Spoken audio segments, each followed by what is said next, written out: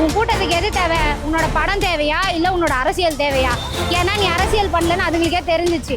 நீ இதை விட அதை சூப்பராக பண்ணுறேன்னு தான் அதில் அழுதுங்க. படம் நல்லா இல்லைன்னு அழுதுச்சிங்களா? எதுக்கு அழுதுங்கன்னே புரியலை.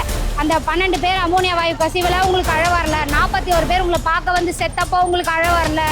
அந்த பெரியபாளையத்தில் ஒரு குழந்தை 2 வயசு குழந்தை செத்தப்போ அழ வரல. சீமான் அரசியலோட தீர்க்க தரிசிடா. உங்கள் அண்ணன் மாதிரி வா தானே. சீமான் பார்த்தியா ஜோக்கர் மாதிரி பேசுகிறாரு. சீமான் பேசுறதெல்லாம் நடக்குமா? நீட்டெல்லாம் எதிர்க்க முடியுமான்னு கேட்டீங்களே ஜோக்கர்ஸ். உங்களை பார்த்து கேட்குறேன், சீமான் சொன்ன வார்த்தை இப்போ நிஜமாயிருச்சா? தங்கை அனிதா மரணம் அது என்னை பாதித்ததுன்னு சொல்லிட்டு இன்னைக்கு போய் மறுபடியும் 2வது நாள் படக்குழுவோட படம் பார்க்கலடா சீமானு. இப்போ கேட்டிங்களே போராடுறதுக்கு தான் ரோடா அப்படின்னு கேட்டிங்களே அமைச்சர். உங்களை பார்த்து ஒரு கேள்வி கேட்குறேன். இதே லாக்அப் டேத்தை மீன் பண்ணி அமைச்சரும் நம்ம இப்போ இருக்கார்ல முதலமைச்சர் சிட்டிங் சிஎம் எல்லாம் சேர்ந்து பூவா தாண்டியாப்பா போராட்டம் பண்ணீங்க. நீங்களும் ரோட்டில் தானே போராட்டம் பண்ணீங்க. என்ன ரோடு போராட்டத்துக்கு இல்லை? அப்போ என்ன பண்ணு, பயப்படாமல் பீச்சை திறந்து விடு. எங்கே போராடணுமோ அங்கே போராடுவோம். எங்களுக்கு எப்போவுமே பிஜேபி எதிரி தான். உங்களை மாதிரி கிடையாது, கொள்கை எதிரி. நீட்டு தேர்வு வாய முடிப்போம் அப்பெல்லாம் நான் கிடையாது. நான் எண்டிங்கில் வாய மூடின்னு வந்து நின்ன தெரியுமா போராட்டத்தில்? அப்போ ஏதாவது இவனுங்கெல்லாம் கணிச்சிருக்கணும். போராட்டம்னா வாய மூடின்னு வந்து நிற்பாரே தவிர வாயெல்லாம் திறக்க மாட்டாருன்னு அப்போவே இவனுங்க கணிச்சிருக்கணும். கணிக்க தவறிட்டானுங்க. சீமான் தான் முத கேள்வி கேட்க ஆரம்பித்தார். அதாவது அரசியல்வாதிகளுக்கு இல்லாத தேர்வு, படிக்கிற மாணவர்களுக்கு எதுக்குடா நீட்டு தேர்வு? அப்போ இதுக்கு முன்னாடி டாக்டர்ஸ் ஆனவங்களுக்குலாம் அந்த தகுதி இல்லையா? என் பிள்ளைகள் நான் வந்து சிஎம் ஆனதுக்கப்புறம் என் பிள்ளைகள் நீட்டு தேர்வு எழுதணும், எழுதி தான் வந்து மருத்துவர் ஆகணும்னு அவசியம் கிடையாது. நான் எங்கள் தமிழ்நாட்டுக்குள்ளே நான் எங்களோட மாணவர்களை நான் வந்து மருத்துவர் ஆக்கிக்கிறேன். நீ நாடு என்னமோ பண்ணிட்டு போ அப்படின்னாரு. சீமான் பார்த்தியா ஜோக்கர் மாதிரி பேசுகிறாரு. சீமான் பேசுறதெல்லாம் நடக்குமா? நீட்டெல்லாம் எதிர்க்க முடியுமான்னு கேட்டீங்களே ஜோக்கர்ஸ். உங்களை பார்த்து கேட்குறேன், சீமான் சொன்ன வார்த்தை இப்போ நிஜமாயிருச்சா? போதிக்கும் போது புரியாது, அது உன்னை வந்து பாதிக்கும் போது தான் உனக்கு புரியும். இன்னைக்கு டெல்லியில் ஒரு பொண்ணு சீமான் பேசினா அதே ஸ்பீச்சு டைட்டில் கார்டு மாறாமல் பேசினாங்களா? இதே மாதிரி தமிழ்நாட்டில் நடக்கக்கூடிய ஒரு பிரச்சனைக்கும் சீமானோட டைலாக் தான் ரிப்பீட் ஆகுமே தவிர புதுசாக ஒரு டைலாக்லாம் க்ரியேட் ஆகாது. சீமான் அரசியலோட தீர்க்க தரிசிடா. உங்கள் அண்ணன் மாதிரி வா தானே. அந்த அரிசி இல்லை உங்கள் அண்ணனை மாதிரி, சரியா? வாய்க்கு அரிசி கிடையாது சீமான். அவர் தீர்க்க தரிசி, சரியா? சீமான் வந்து போராடினா ஜெயிச்சிட முடியுமா? அதாவது இது சீமானுக்கான போராட்டம் கிடையாது. சீமான் டாக்டராக போகிறாரா? இல்லை. சீமான் இந்த மண்ணில் பிறந்த ஒரு மக்களும் டாக்டர் ஆகணும், மருத்துவராகி சேவை செய்யணும்னு நினைக்கிற ஒருத்தனோட கனவும் அழிக்கப்படுதுன்றதுக்காக அன்னையிலேருந்து இன்னைய வரைக்கும் போராடிட்டு இருக்காரு. ஆனால் தங்கை அனிதா மரணம் அது என்னை பாதித்ததுன்னு சொல்லிட்டு இன்னைக்கு போய் மறுபடியும் 2வது நாள் படக்குழுவோட படம் பார்க்கலடா சீமானு. இன்றைக்கும் நின்று இப்போ அவர் வரல, அவரை நாங்கள் வேண்டாம் 6 மாதத்துக்கு நீங்கள் தான் பேசாதீங்கன்னு சொன்னீங்களா? நாங்கள் 6 மாதத்துக்கு அவர் வரல. ஆனால் அவரோட பிள்ளைகள் எங்களை அனுப்பியிருக்காரா? அவர் சொன்னால் என்ன சொன்னாரோ அதை செஞ்சு காமிப்போம். உங்கள் அண்ணன் சொன்னால் நீங்கள் என்னத்தை செய்வீங்க? போய் திருவிழா மாதிரி படத்தை கொண்டாடுங்கன்றான் ஒரு அமைச்சர். அது இல்லாமல் போய் தேட்டரில் உட்காந்து ஓன்னு அழுகுறீங்க. என்னடா ஏதாவது இழவு விழுந்துச்சாடா டிவிக்கேல?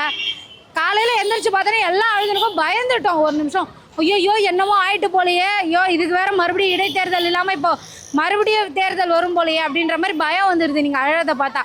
என்னங்களா அந்த படத்தில் காமிச்சாங்க? அது வெறும் படம்டா. உங்களுக்கு அப்படி விஜய் வந்து சினிமா விட்டு விலகிட்டாரு அதனால் அழுகாட்சியாக வருதுன்னா சீமான் சொன்ன மாதிரி தான். ஒன்று ரோட்டுக்கு அந்த பக்கம் நில்லு, இல்லைனா ரோட்டுக்கு இந்த பக்கம் நில்லு. ஒன்று அரசியல்வாதியாக ஃபுல்லாக களை இறங்கு, இல்லையா சினிமாக்காரனா வித்த காட்டுறவனா அங்கேயே போயிடு. ஏன்னா உன் கூட்டம் இன்னமும் அழுகுது. நீ போயிட்டேன்னு உன் கூட்டம் அழுகுது. உன் கூட்டத்துக்கு எது தேவை? உன்னோட படம் தேவையா இல்லை உன்னோட அரசியல் தேவையா? ஏன்னா நீ அரசியல் பண்ணலன்னு அதுங்களுக்கே தெரிஞ்சிச்சு. நீ இதை விட அதை சூப்பராக பண்ணுறேன்னு தான் அதில் அழுதுங்க. படம் நல்லா இல்லைன்னு அழுதுச்சிங்களா? எதுக்கு அழுதுங்கன்னே புரியலை. அந்த 12 பேர் அமோனியா வாயு கசிவில் உங்களுக்கு அழ வரல. 41 பேர் உங்களை பார்க்க வந்து செத்தப்போ உங்களுக்கு அழ வரல. அந்த பெரியபாளையத்தில் ஒரு குழந்தை 2 வயசு குழந்தை செத்தப்போ அழ வரல. இப்போ கேட்டிங்களே போராடுறதுக்கு தான் ரோடா அப்படின்னு கேட்டிங்களே அமைச்சர். உங்களை பார்த்து ஒரு கேள்வி கேட்குறேன்.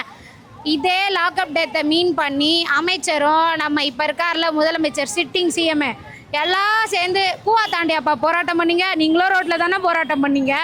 என்ன ரோடு போராட்டத்துக்கு இல்லை? அப்போ என்ன பண்ணு, பயப்படாமல் பீச்சை திறந்து விடு. எங்கே போராடணுமோ அங்கே போராடுவோம். என்ன நீங்கள் பீச்சை பூட்டி வச்சிட்டா போராட்டம் வெடிக்காதுன்றதோ?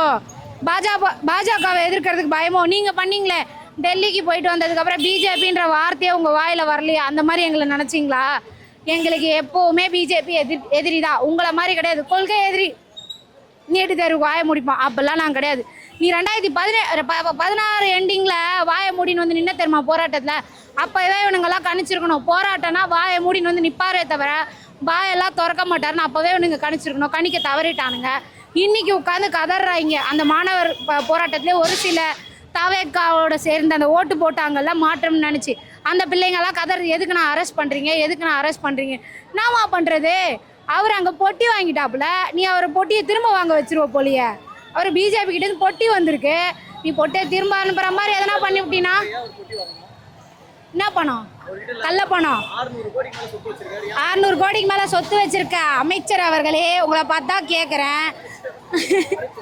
ஆமாம், விஜயன் தான் கேட்குறேன். விஜய் ஒரு அமைச்சராக தானே இருக்காரு, அவரையும் தான் கேட்குறேன்.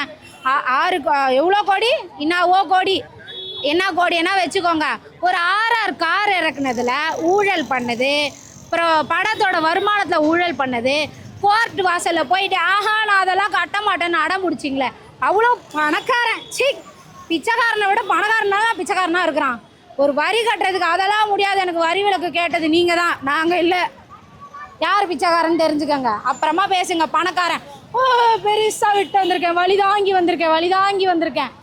என்ன உன் மேலே என்ன செங்கக்கல்ல வச்சாங்களா? 10 செங்கக்கல்ல வச்சாங்களா? இல்லை கோயம்பேடு மார்க்கெட்டில் மூட்டை ஏதாவது விட்டாங்களா? நல்லா 10க்கு 10 கேரவனில் சொகுசாக வந்து நடிச்சிட்டு தானே படத்துக்கு 250 கோடின்னு வாங்குனீங்க. இந்த 250 கோடியை கஷ்டப்படுறவனுக்கு பிரித்து கொடுத்தா அவன் நிம்மதியாக இருப்பான்.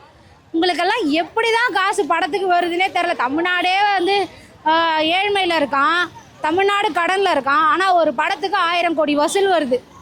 10 படம் விட்டாலே தமிழ்நாடோட பாதி, அந்த தமிழ்நாடு கவர்மெண்ட்டு ஒரு 10 படம் பெரிய பெரிய ஆக்டர்ஸை வச்சு எடுத்து விட்டாலே அதோட வருமானத்தை வச்சு தமிழ்நாடு கடனை அடைச்சிடலாம் போலையே. போராடுற மக்களுக்கு இங்கே மரியாதை இல்லை. சினிமாவில் போய் நக்குவாங்கல்ல, அவங்களுக்கு தான் இங்கே மரியாதை. ரத்தத்தை நக்குறான்ல, அவனுக்கு தான் மரியாதையாக இருக்குது. என்ன பண்ணுறது?